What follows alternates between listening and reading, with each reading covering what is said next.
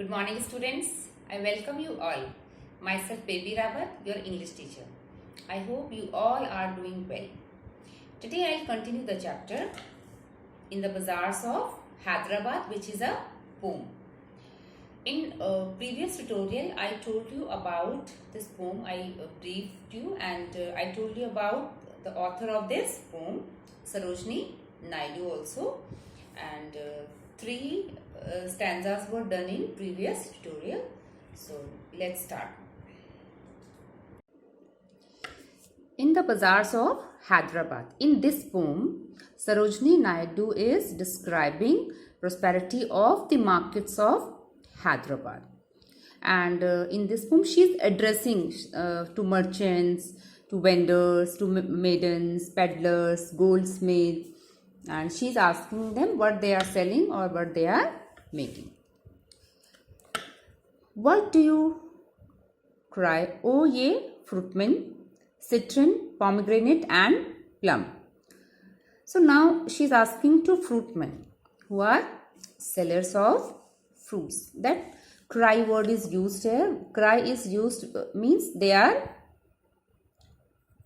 crying whenever in your streets you see vendors. So they cry, they shout actually. If they will not shout, then other people will not come to know that vendor is there in the street and what he is selling. So they shout. This cry is used for shout.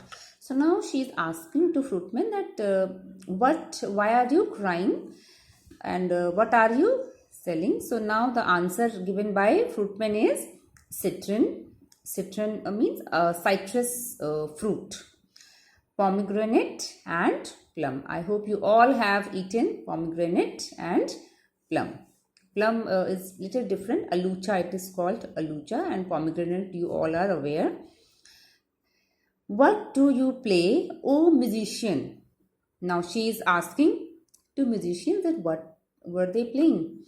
And the answer given by musicians is sitar, sarangi and drum. So all these are musical instruments. Now what do you chant, O magicians? Now she is asking to magicians that what are you chanting? Spells for eons to come. Now this word eons, it's a different word, and meaning of this word is an indefinite and very long period of time. So now this word chant is there. Chant means to say a word or a phrase many times in a rhythmic way. So this word is used for that.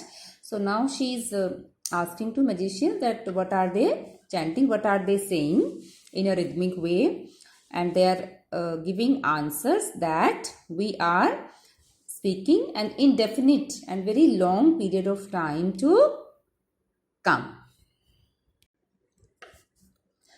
What do you weave, O ye flower girls, with tassel of azure and red?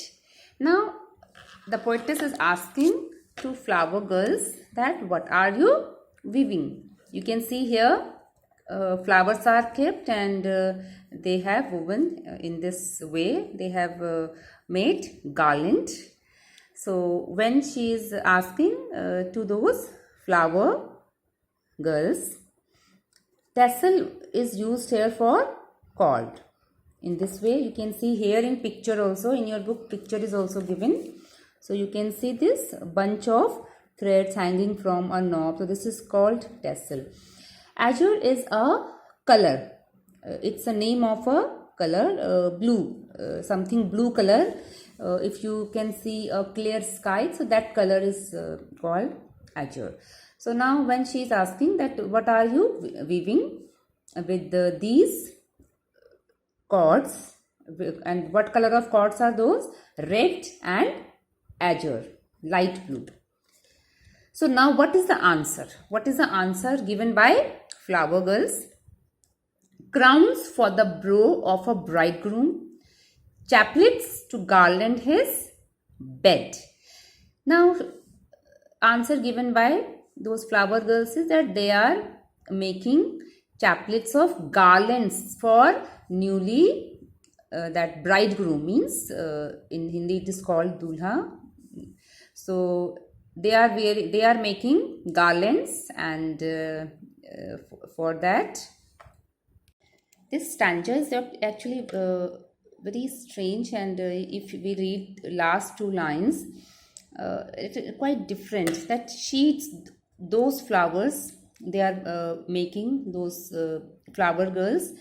So they are making garlands for to decorate bed of that bridegroom, as well as sheets of white blossoms, new garnet to perfume the sleep of the dead. Now what they are saying, that those who are dead, this line is used for sleep of the dead, means dead people, and to perfume, because their body is decayed and not good, so to perfume. So sheets of white blossoms, new garnet. Now garnet is gathered and stored.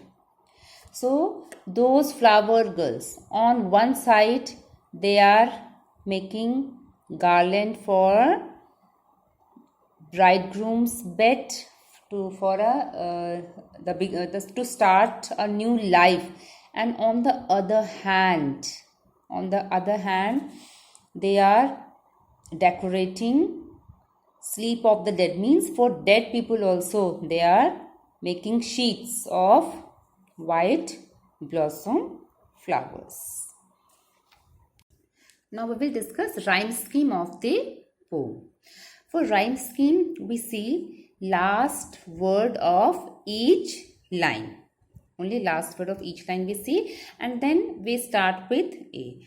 For example, first I'll do merchant, we will put A, then display. This word is not matching with that word pronunciation, and so B. But it is not rhyming. Then silver, last word is silver, it is also not writing, so C.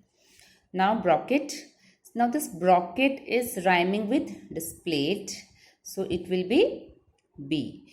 Then amber is not rhyming with any of these words, so D. Then jade. So jade is rhyming with cade, laid. Here laid, cade, jade. So B.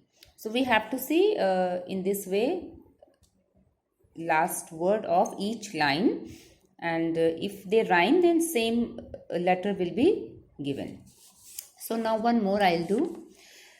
Second stanza.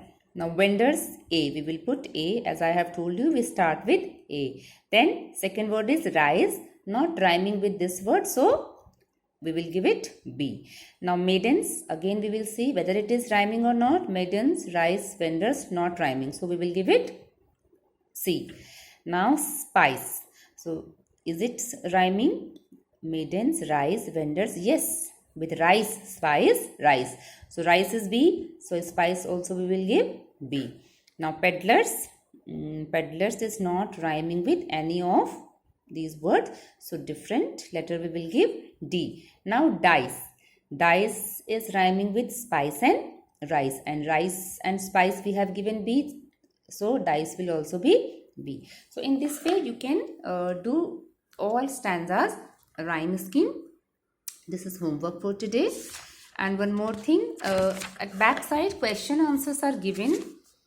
So you, from your side, you try to find out answers of these, and I'll send you questions answers in the form of PDF.